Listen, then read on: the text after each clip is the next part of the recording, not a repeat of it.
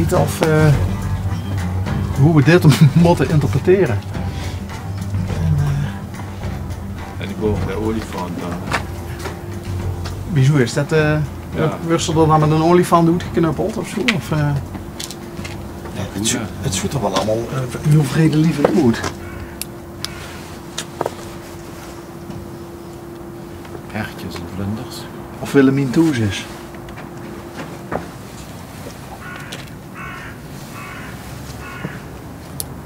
Volgens mij niet.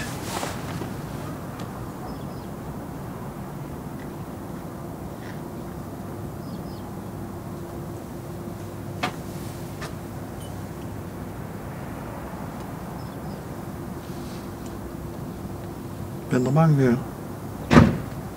Maar dat is het niet. Kan ik met tegen een preutje maken? Ivo? Ja. Weet je wat? Het is steeds op vervoer te wachten, hè? Ja, Woont ze in de buurt? gewoon uit dit huis. Oké.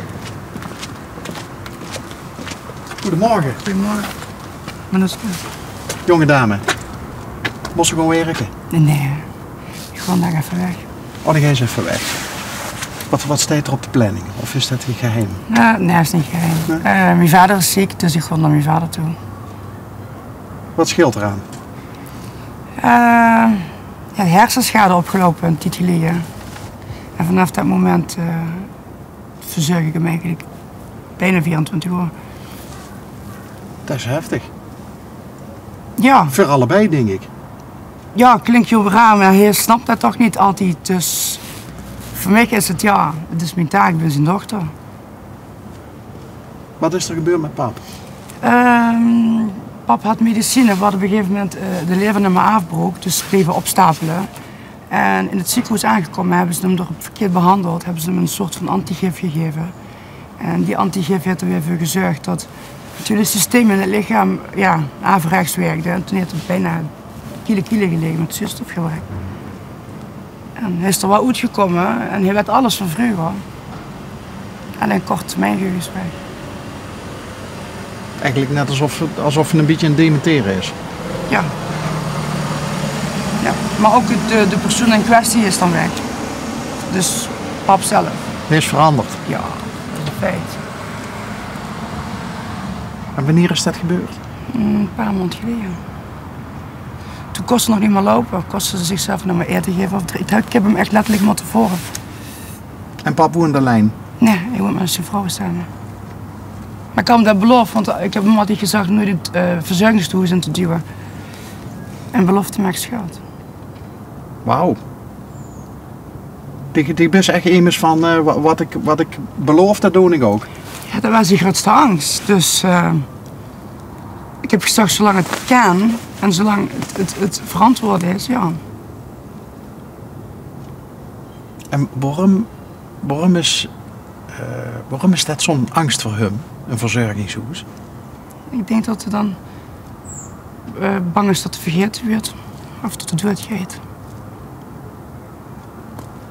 Dus... Maar als ze weet dat er zo'n dochter heet wie Stig, Manoushka, dan moet er toch ook wel weten van dat er nooit alleen geloten zoei weren. En dat realiseert hij zich niet meer. Nee? Dus op dit moment zit er dat ook nog? Dat er niet nog een verzorgingshuis wil? Ja, hij zegt, ik wil niet nog een oud mannetjeshuis. Toen zei ik van, we zitten ook altijd vrouwtjes. Ja. En pap zijn vrouw, is dat ook die moeder? Nee? Dat is 4 keer getrouwd. Pardon? Wie kreeg ze dat voor elkaar? Ja, dat was zo vrolijk. Dus ja. Nee, ze is zelf niet capabel genoeg om dat te kennen, zeg maar. Die verzorging? Nee, die vrouw van hem. Ja. Is dat het vervoer? Dat is niet vervoer. Goed geregeld. Goed, hè? Ja. Maar hij ze zelf kinderen? Bijna. Mijn dochter is 15. 15. En wie gaat dat dan als ik nou 24 uur... Ja, dat heb begrip voor, ja. Dus vrij zelfstandig gelukkig. En het werd ook wel ziek. Ik offer heel veel op de laatste tijd voor pap. Maar Ja, dat huurt als kind zien, denk ik. Belofte maakt schuld ook.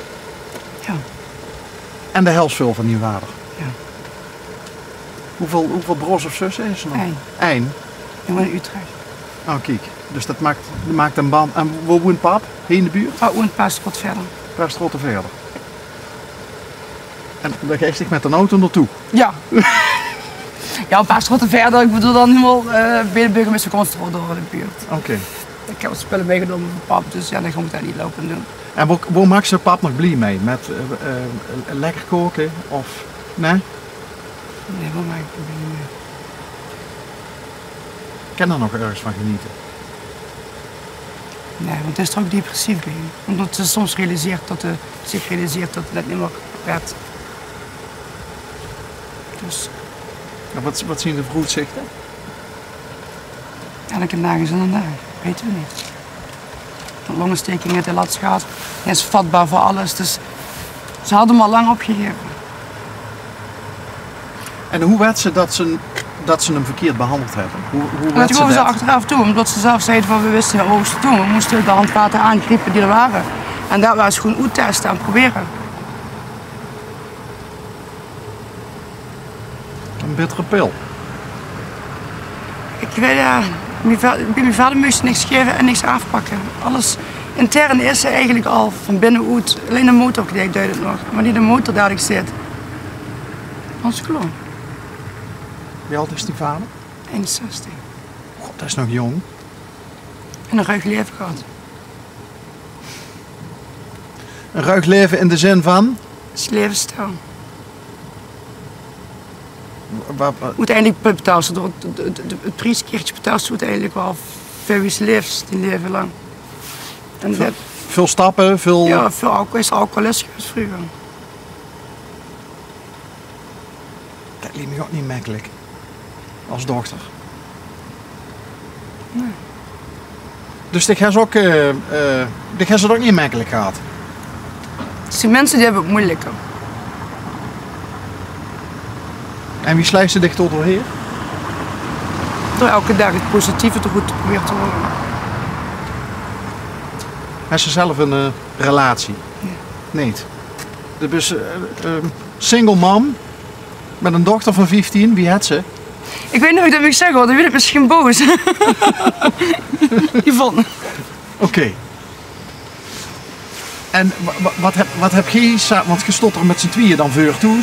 Wat heb je, wie zou je die band omschrijven? Dus een goede band met die dochter? En ja, dat is dan puberen. Dus dan mag het wat moeilijker. Maar ja, we zijn heel open.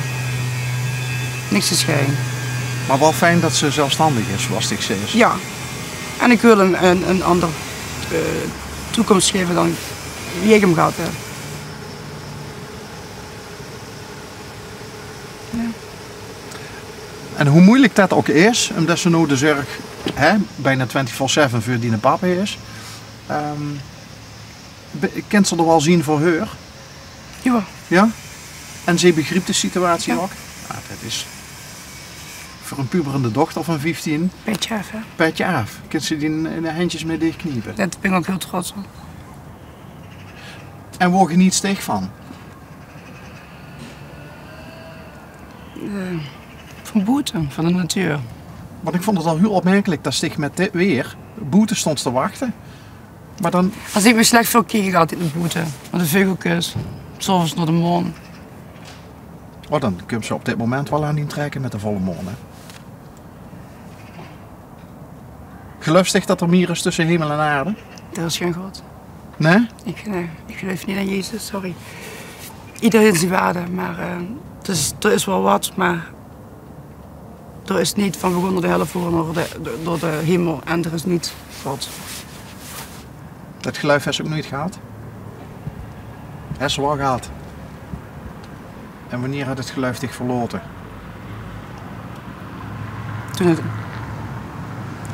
Toen ik als persoon zie dat echt het nu had ik gehad. Ik denk dat we allemaal een stukje God zien. Dat het in zichzelf zit. In ons allemaal. En dan woont ze nota bene schuin tegenover, ja wat is het, een gospel church? Zondags, ja. Maar dat is niet aan niks besteed. Nee.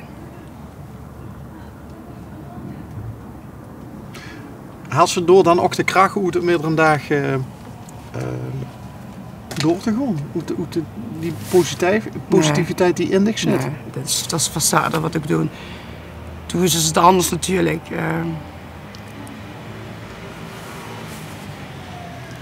Ik doe het voor mijn dochter, voor mijn vader. Gewoon, dat is een drijfveer.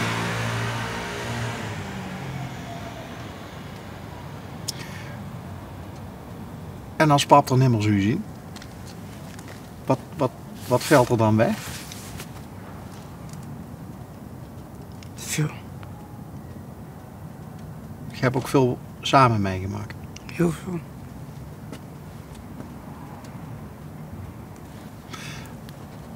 Maar de helft toch nog van hem ook zo wie nou is? Ja, tuurlijk. Dan is het soms moeilijk. Als ze dan... Ja, dat is die vader soms niet. Hij hallucineert erbij en... Ja.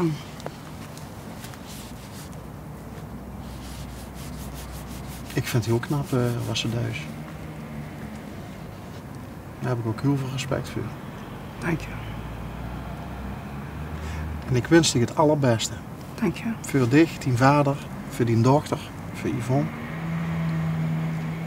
En hopelijk breken er betere 10 jaar. Wauw.